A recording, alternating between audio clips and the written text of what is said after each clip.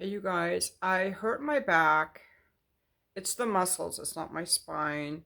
And I think it was from a new workout move I did. I don't know, but I've been in pain for a few days. That's why I haven't made any videos. And I finally feel a little bit better today. I was going to make a video on Monday after my workout about like what I do for my fitness and my health and the importance of eating healthy. But I'm going to make this video from a different angle, which is that we really need to help people with their health. Like, so many people have really bad habits and they don't know they have bad habits. They don't know how to get out of those bad habits. And I just feel like our most precious resource really is our people, our natural resources, the planet, and our people, and the government is not really caring about helping people. Um, I'm going to give you a couple resources. One is Dr. Robert Lustig, who wrote this book, Metabolical. And this is all around the same themes of like when we eat processed foods, our bodies like go into some toxic behaviors and cause metabolic disorders. Our cells and our DNA and our mitochondria start misfunctioning and not working as well, and creating, cancer and heart attack and diabetes and all kinds of issues. Like, being fat is not just about looking bad and feeling like you can't move and you can't breathe and feeling depressed, but it leads to many illnesses. Okay, so metabolical. And then the other one I'm going to link in the description is a video I was just watching with Dr. Mark Hyman interviewing Robert Kennedy, the presidential candidate.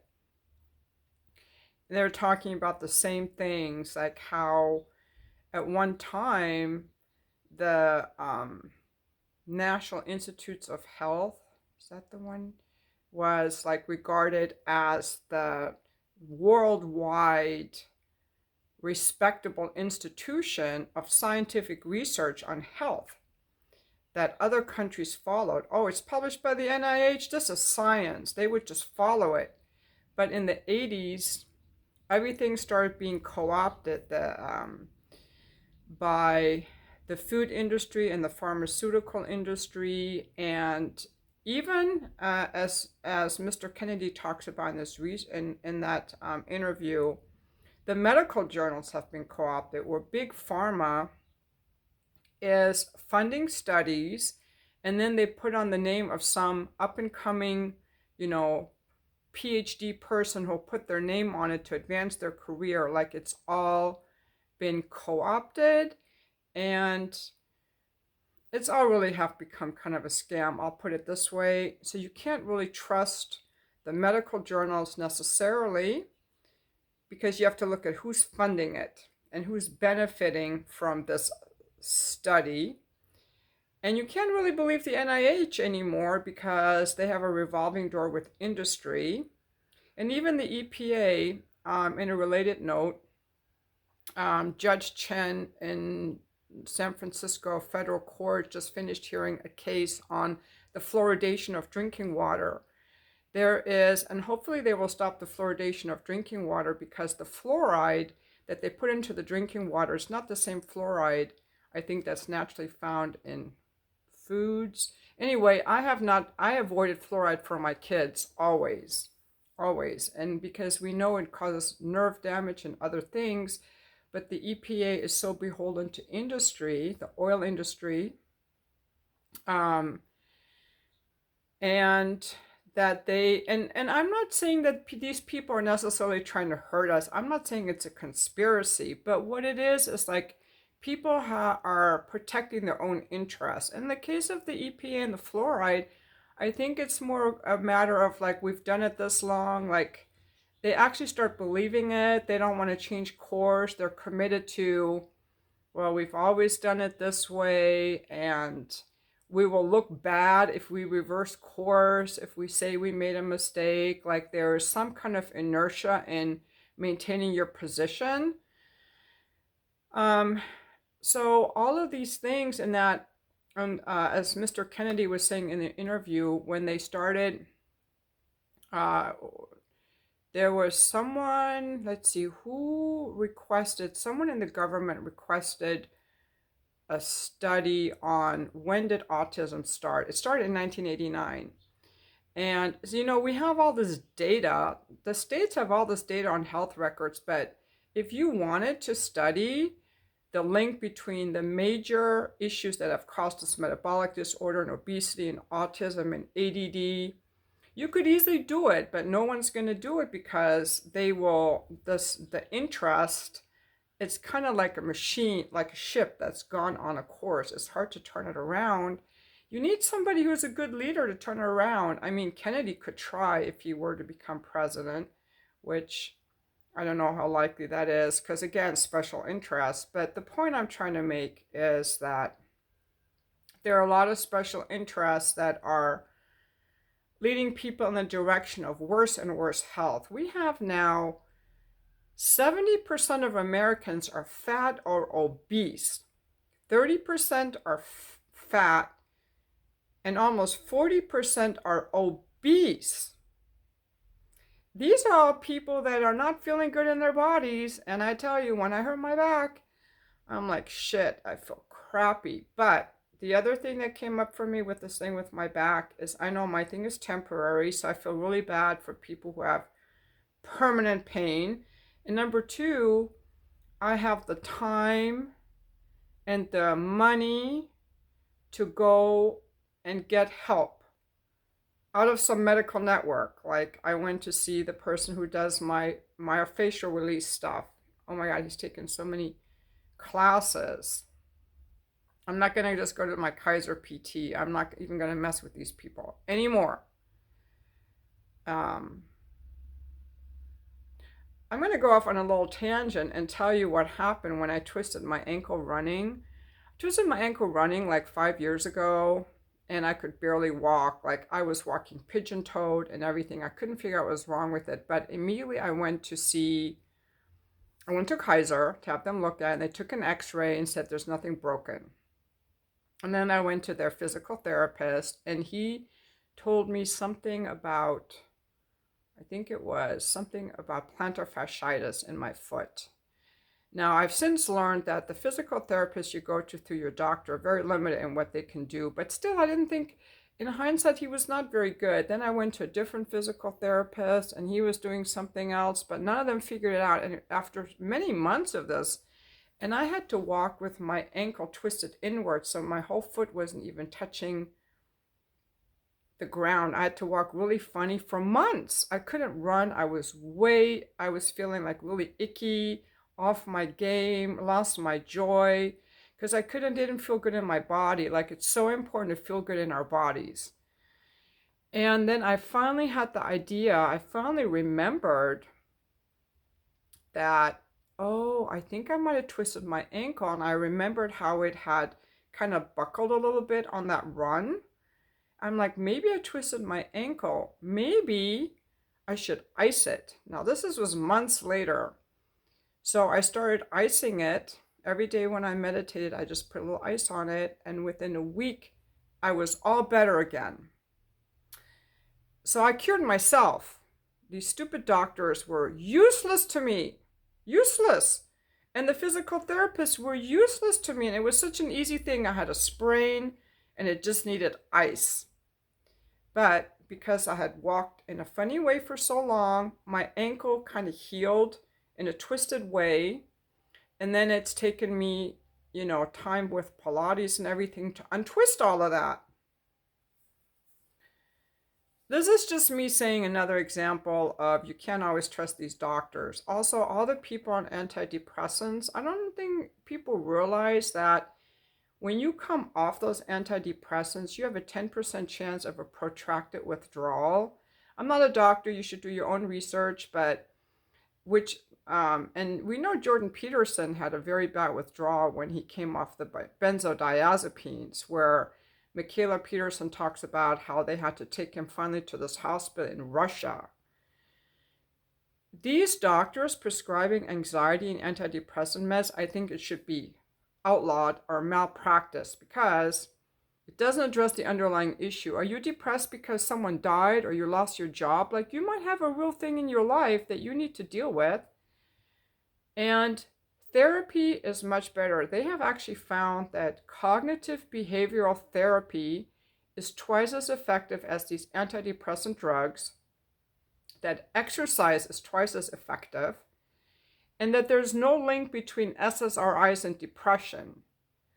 Apparently, these antidepressants can be good for short-term use, but people are taking them for long periods of time, even kids, and there is some speculation that the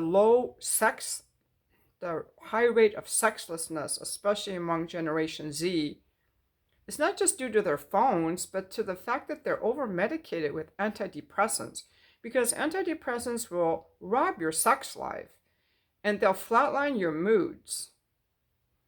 So the point I was trying to make in this video, though, was that this is the point I want to get to, is we have such a need. Like, okay, so I was able to go to this person to help me with my back, but I have a really hard time finding a good massage therapist in my area. I've tried so many, I have just about given up. This person I go to, he's all the way down in San Diego. It's like a 45-minute drive from me.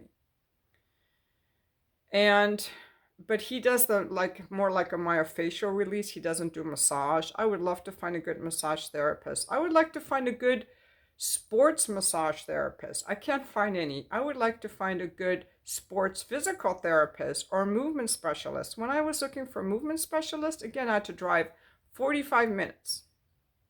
We have a shortage. Okay, we have an opportunity. We have a shortage of people trained in good health, like how to eat, how to move, how to fix our physical pain, our mental pain, our emotional pain, because people get pain and people need help when they're in pain. Whether you're depressed, whether you're grieving, your pet died, your parents are aging, you have a physical pain, you're lonely, all of these things, you're overweight, you have problems. People have problems. You have an addiction. When people have problems, they often need help, right? And now someone's going to be like, why are you tearing up? Have you never seen a person speaking from the heart? So I don't even answer those questions. You should be able to tell I'm speaking from the heart. And when people are in a place of suffering, they need help. They need to know like what to do. Like, for example, sometimes when I have pain, I don't know, should I put heat or ice? I was putting heat. I should have been putting ice. I did not know that. Or sometimes when I'm in pain, I don't want to move. But my Pilates instructor taught me, and a physical therapist once told me, when you got to keep moving, because if you don't move, you just make yourself stiff and you make yourself worse. But sometimes you're not supposed to move. So we need help. We need expert people who can advise us. And even my Pilates therapist, trainer, when she was trying to lose weight for her wedding, she was doing all this calorie counting. But then she switched to this nutritionist and who gave her a diet. And in this diet, her caloric intake was actually greater than what she'd been eating all these years before. And she lost weight because it's not just the calories, it's the composition of the food that you eat. So, and then for trauma, people have childhood trauma, they have all kinds of stuff, people they need to talk to. So we have needs, okay? And we need people. We need people here to fill these needs. And there's a shortage of people to fill these needs because they're expensive. There's a shortage of them. On the other side, we have a huge swath of the population that is chronically underemployed. They're no longer counted in the employment statistics. You have to go to shadowstats.com to see the real unemployment rate. They're no longer counted. they stop counting them because they to make their numbers look better. Like the actual unemployment rate is more like 20%, and they're when people aren't working and when they're useless, they get depressed. I get depressed too. When I have no purpose, nothing to do, nothing to be accountable for, you have to get yourself motivated. And it's easy for me because I live in a nice area, but what if I'm living in a small town where everybody's poor, the industry has died out, everybody's depressed, everybody's fat, everybody's addicted to meth or opiates or whatever? Like, it's easy to just get pulled down into a funk. We have a huge portion of the population, I do not know how many, who are poor, who are unemployed, who are sick, and who need help. But a lot of these people would probably be willing to be trained to come over here. So what I'm saying is, okay, we have all these poor, underemployed, uneducated people who've just kind of given up. Because frankly, a lot of people, we need someone like a leadership or a company to work for. I think there's an opportunity if the government would just stop trying to fund all these wars, because America, you're not going to be able to be the world bully anymore, okay? It's better to just get along with people, stop borrowing money and printing money. Okay, they're printing money to fund these wars, and that's why the dollar is devalued. That's why you have high inflation, because they're printing money, and that's devaluing the dollar. If you guys and all of us really want to fund the war against Russia, the proxy war in Ukraine, we should be willing to pay taxes for it. But nobody wants to, because nobody believes in this war, except the warmongers in Washington, who want to keep selling their weapons and who think that defeating Russia will somehow help. Well, Russia is thriving, so just give it up. Also for Israel, you might say, oh, Israel, ceasefire, we're for ceasefire. Well, giving them weapons. That's like a guy who's gaslighting you, okay? He's telling you that he loves you while he's out fucking the neighbor, okay? You got to watch the actions, not the words. But, Putin lies, they all lie. But just watch the propaganda. But anyway, if they would stop borrowing money to fund wars. But if you're going to print money and devalue the dollar, at least do it to help the people here. And the reason they want all these migrants could also be because our own nation is no longer fit for the military. They're all fat. At least these people that are smuggling across the border have proven physical fitness. They survived going through the desert. They're physically fit, if nothing else. They're cheap labor and they're free votes. But the point I was really trying to make in this video is that you can take all of these Americans and train them to actually using the money that's used for war and train them to become physical therapists and massage therapists. It's not that hard to learn if you want to learn it, and you can make a good living doing that. If you're a good massage therapist, you can make a good living doing that, even in a city like San Diego, because I know someone who does it. He supports his whole family on his massage therapy income. You can make money at it if you're good. Yeah, so I think there's an opportunity, and there's more opportunity. Like, what if some of these people wanted to become farmers? What if we stopped letting Monsanto and China control the farmland? What if we made a rebirth to these small farmers? And, I think there's a lot of opportunity to help these people that are underemployed and to put more focus into our health. I think that would be good for the country. Because there are people who can afford good health, like the people that go, some of the people that talk on these podcasts, with these health experts, they have private consultations with these people. We need more of these kinds of people. We need cheaper costs for these things. And we need to put people back into some kind of work. And I think that's what a role of government should be, is to, they make tax policy. The tax policy they make, and don't say that's interference and socialism, because they already have socialism. They give money to Wall Street to bail them out. They give money to the airline industry to bail them out. They give tax breaks to Amazon. You could give tax breaks to people with children. You could give tax breaks for people who learn massage. You can give tax breaks to people who start a business. But no, and then they have lobbyists. So don't tell me it's not socialism. All of these corporate interests are socialized. They just put in their money and they get their way to get their way, because the way the money is printed and the way the laws are made and the way the tax policy is made is all favoring the rich people to get more. It's not favoring what's good for the country. So you can even that out a little bit. The government is totally interfering in commerce and everything. So you might as well do some things that will actually help everybody. That's what I think they should do. Yeah. And in order for any of this to even have a chance, we have to get rid of the entrenched interests. And I don't even know if Kennedy won, if that would make a difference. I really do not know how entrenched the system is. By the way, he's the only candidate that is not getting Secret Service protection. Even Nikki Haley, who is way lower in the polls than he is getting Secret Service protection. Because they don't want the third party person in there. Everything is conspired against it. The system, and I'm not saying it's a conspiracy, it's just the system, it's like a locomotive. It's going full steam ahead, towards the status quo. And to stop it and turn it around takes a lot of energy. It's like a big tanker, like sailing down.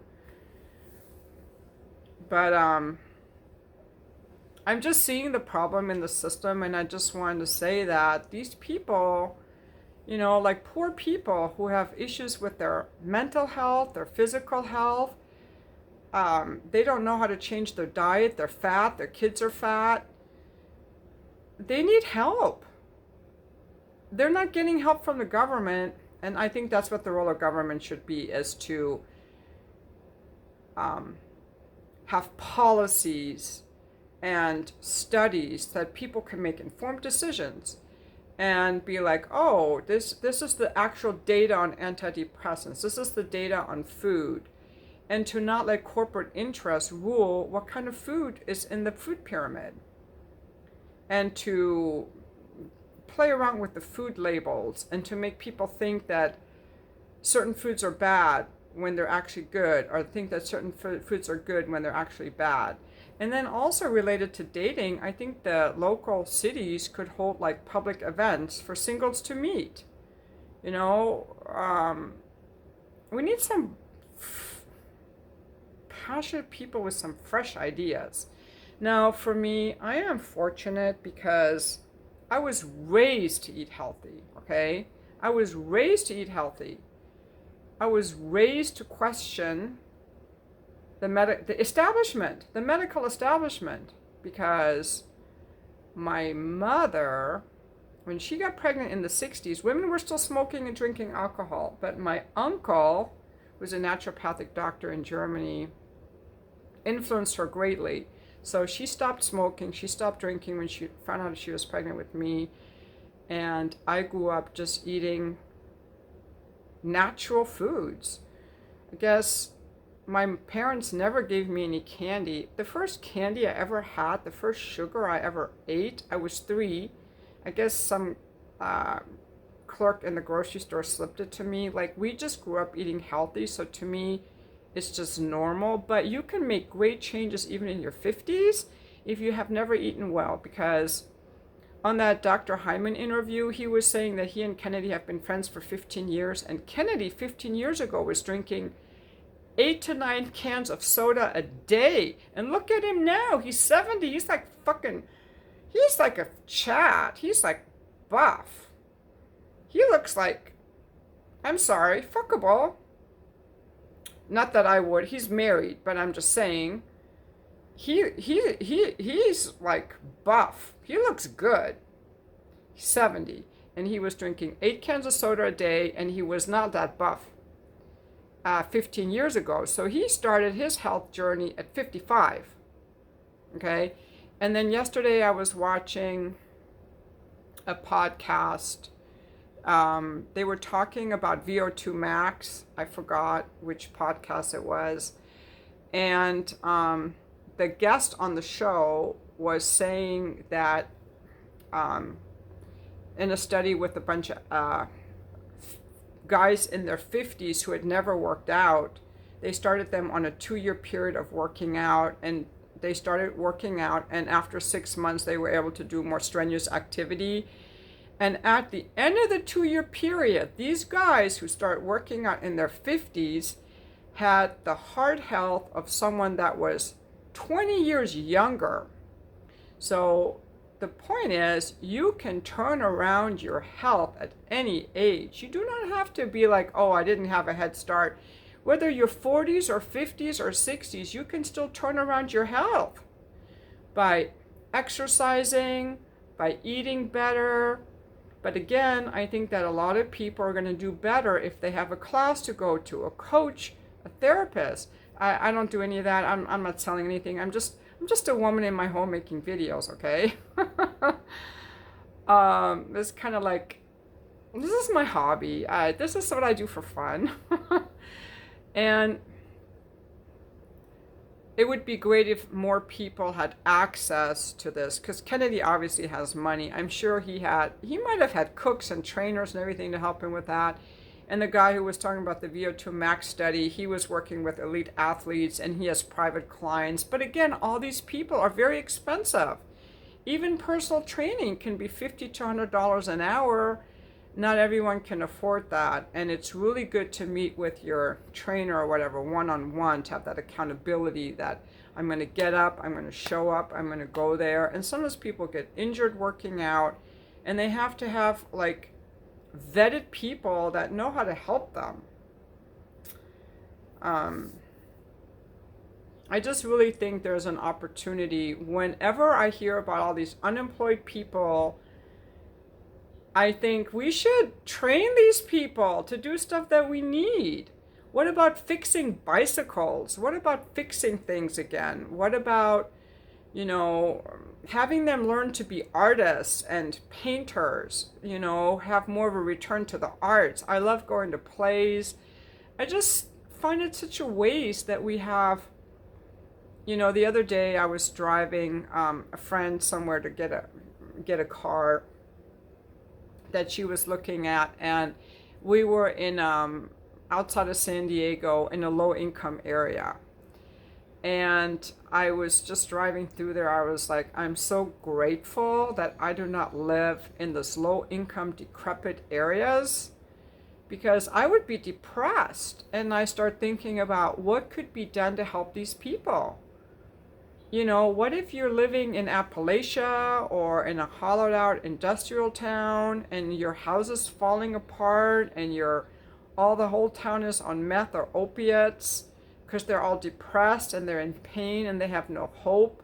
Like, we should be helping these people, and nobody seems to care. I never hear anyone talking about this,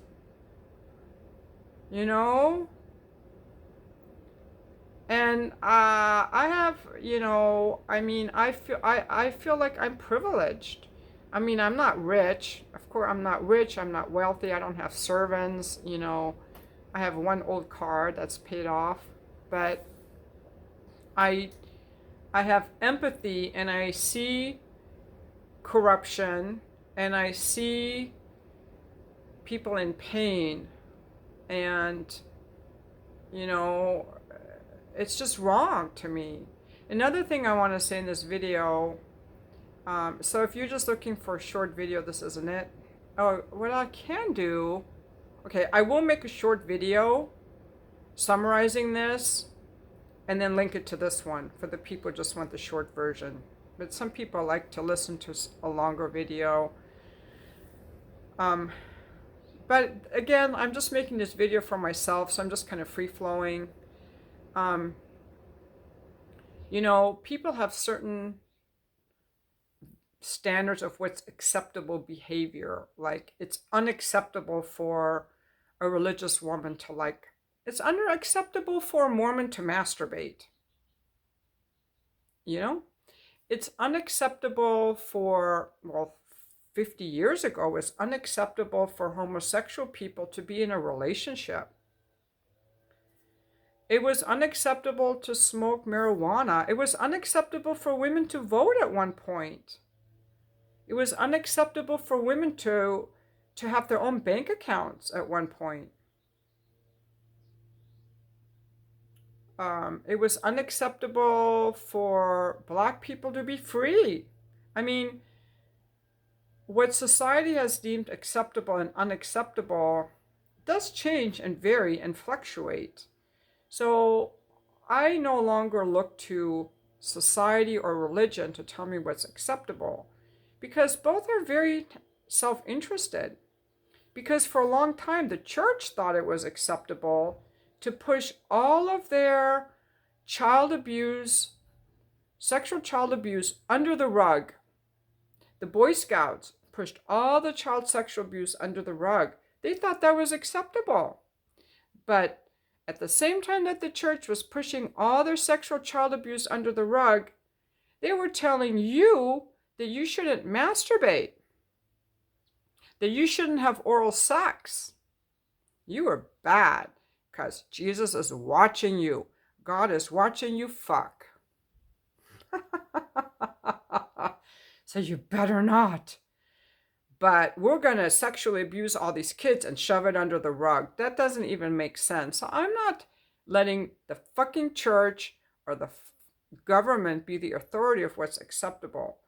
What's acceptable? We have to start trusting ourselves. Like, am I coming from love and what's my impact on other people? That should be the guiding light. Am I coming from love and am I considering the impact of my actions on myself and on other people? That's my guiding light. That's how I was able to be an escort for so many years when I was doing that. Okay, because I was coming from love and I was treating the men with love and I felt emotionally fulfilled by my offering to them and I was enjoying myself. Even though some people said, oh, you should not do that. Such a bad girl. But I don't hook up because that doesn't feel good to me.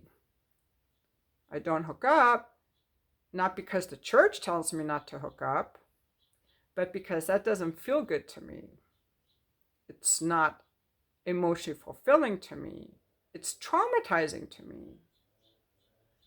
And it's disrespectful of men when they want to get with me. It's also disrespectful of men to send me emails without money. That's why I started the I need you to give me $50 before I read your emails, because all these men were emailing me, not all these men, but occasionally some guy would email me thinking he was the shits and that I should be happy to hear from him without ever introducing himself, and usually just some lame ass loser somewhere. So I'm like, I'm not even going to read your emails unless you send me money. But when I first started my channel, I was emailing with a lot of people and I especially liked hearing from women. But then I started thinking, well, these women that are emailing me, they have jobs, they have money, they should also feel empowered to give me money because I donate money to people. I donate money to one organization. It's Boys to Men Mentoring. I donate to them. And sometimes I send money to, I've supported different journalists and, like Kim Iverson's show and some different ones, Breaking Points. So I think that women can also, we have our own money, so we can also support the people whose help we want. We can also pay for therapy. But again, I was thinking, well, if the women don't have any money, I let them email me for free, but how will I know? And sometimes men will email me and pretend that they're women. I can always pick that out because they're sexualizing everything. But anyway, I think that the way to live life is to like, what is the impact on me? And that was the other thing, getting back to the health thing. What I was originally going to say about protecting your health is this action that I'm about to take, whether it's just sitting around or what I'm eating, how do I feel after I do it? So the other day after my VersaClimber class, I was walking around in downtown Oceanside and there was this donut shop, this brand new donut shop right on the coast. And it was full of people at 10 in the morning. I went in there to get some coffee, but they didn't really have coffee. They had all these donuts. And I'm like, how can these people eat these donuts at 10 in the morning? I don't even ever eat donuts. But if I were to eat a donut, I would have like such a sugar low lull. I would just have to go home and sleep and feel like shit the rest of the day. And I don't think that these people who are eating the donuts have made the association between I eat a donut, an hour later I'm tired. Maybe they're always tired and they don't notice the difference. So my guide is after I eat this food, I shouldn't feel tired. I should have energy. So I will not eat anything that makes me tired, like pasta. I hate pasta. Or if I eat, whenever if I do eat chocolate, it's going to be at night. I have a little chocolate after dinner, sometimes too much, sometimes none. But if I eat chocolate or any kind of sugar, it's going to be after dinner. It's not going to be during the day. I do not want to feel. So here's another tip. If you're going to care about your good health, it's like, okay, if I drink this much, how will I feel the next day? When I eat this food, how will I feel afterwards? So just really be mindful and play it forward. And it doesn't mean you have to change anything, but just start noticing. Okay. If I wait to eat till I'm hungry, I feel a little hungry, but there's a little bit of lightness in my body when I'm a little bit hungry. And then how do I, if I wake up the next morning and I'm constipated, what did I eat yesterday that made me feel constipated? So it's just like being mindful with the body. And when I exercise, how do I feel after? And on days that I don't exercise, how do I feel? And it's just like checking in with the body, because I think a lot of people are so disconnected from their bodies that they don't even realize what's going on in their bodies. Like, okay, how do I feel if I get a good night's sleep versus not a good night's sleep? And then also emotions are in the body. So we have to, this is why being in the body is so important. How do I feel physically? How do I feel emotionally? And to just kind of check in. Am I breathing deeply? And I think that when people are working all the time, they're just from here up, they're disconnected. And then they need all these rules to figure out what to eat and count calories. It's like, why don't you just listen to your body and what feels good for you? And it's very simple, and that way you can learn to trust yourself instead of giving over everything to these authorities, because they will often lead you astray for their own self-interest. The church wants to retain its power. The government wants to retain its power. The our regulatory agencies want to keep things right on their track.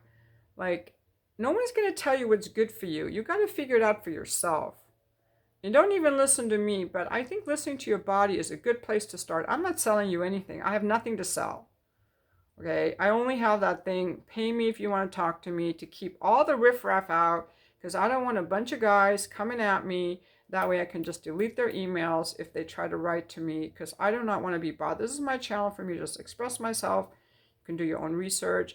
But if you start listening to your body, because the more we are disconnected from our bodies, the worse off we are as a society in terms of our health. And, a long time ago, people died younger, but we had a lot of harsh environmental situations, like being cold. Maybe being cold sometimes is good, because they found in these cold plunges, it wakes up certain parts in the mitochondria. Well, I'm not doing cold plunges, but what if I just do like turn the water on cold after a shower, or take a walk in the winter when it's cold? Those things are probably, good for us. Some of these stresses are good for us. But the stresses that raise cortisol are not good for us. I don't think so. This video is not going to get a lot of views, because the videos that get a lot of views are the ones surprises me when I talk about being single, why people are single. That one had a lot of views. Maybe because it was short. Some of my videos have so many views. I'm like, I have no idea why. And some of my really good videos don't really have that many views. Like the parenting ones. Nobody gives a shit about how to be a good parent. When my kids were still in school, the school district had parenting classes, which I thought like, oh good, I'll do a retake on these parenting classes. And there were, tens of thousands of parents in the school district. And I think there's like 4 other people came to the class. People don't care. They don't want to. improve themselves. How many people listening to this video are actually going to be like, oh yeah, I'm going to listen to my body. Oh yeah, I'm going to throw out all that ultra processed food. None of you are going to do that. You probably already don't eat ultra processed food if you're eating my channel, but basically all the food you eat should be food that came from the earth. The produce section, the grain section, and the meat and seafood section. The only things that I would add that should make up 80% of your diet should be made up of these things that you combine into foods and cook.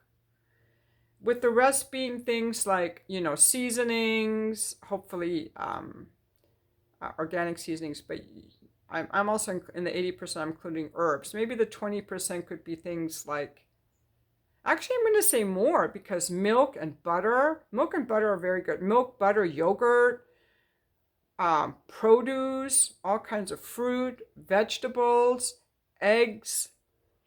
I don't eat meat, but if you eat meat, fish, and then all kinds of whether it's quinoa, spelt, rice, beans, dal, lentils. This should make up 90% of your diet. Make sure you get a lot of fresh herbs, cilantro, basil, thyme, whatever you like, chives. And then nuts, almonds, walnuts, pecans, seeds like flax seeds. All this should make up 90% of your diet. That's it. So anything that's in your freezer, unless you cooked it, just throw it out. It should only be 10%. So 10% of your food, this is my own Charizard advice. 10% of your food can be everything else, like, olive oil. Don't throw out all the crappy oils. You only use olive oil, ghee, or avocado oil. Everything else should be out of your diet. Really seriously, throw out anything that's processed. For cereal, I would stick either with just oats or a very natural cereal like Alpen. Everything else throw out. Bread, unless the main ingredient is cracked wheat, sprouted wheat berries, that should go. So the 10% could be like processed foods of any kind. Ketchup, chocolate. I'm being generous. I don't even think 10%. I think that's way too much. But anything that you're eating, like cakes, out, donuts, if you want to put in the 10%, but McDonald's and all that stuff, I would not even go there. That's just pure, it's all chemicals. It's disgusting.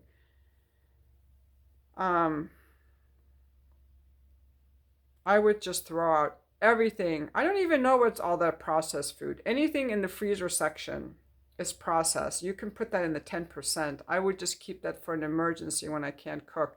What a lot of people like to do, they cook a big batch of food on the weekends and they put it in the freezer.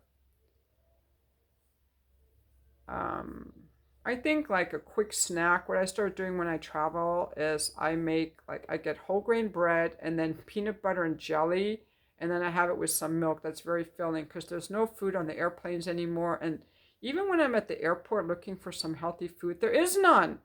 It all has sugar in it. Even the salads nowadays in the restaurant, they're full of sugar. They always add sugary pecans and all kinds of like cheese like that I don't really like. Like, you should be able to eat a nut.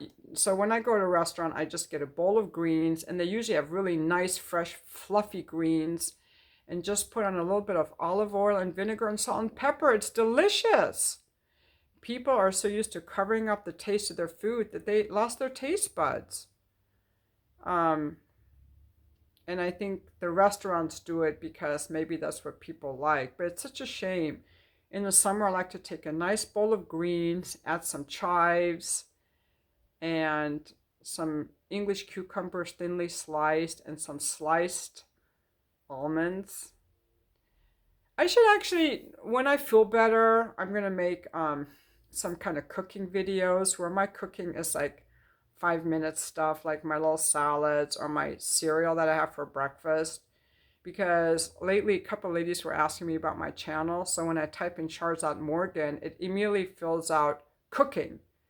And I'm like, oh, maybe that will get me more people to view my videos. And a lot of people are interested in cooking.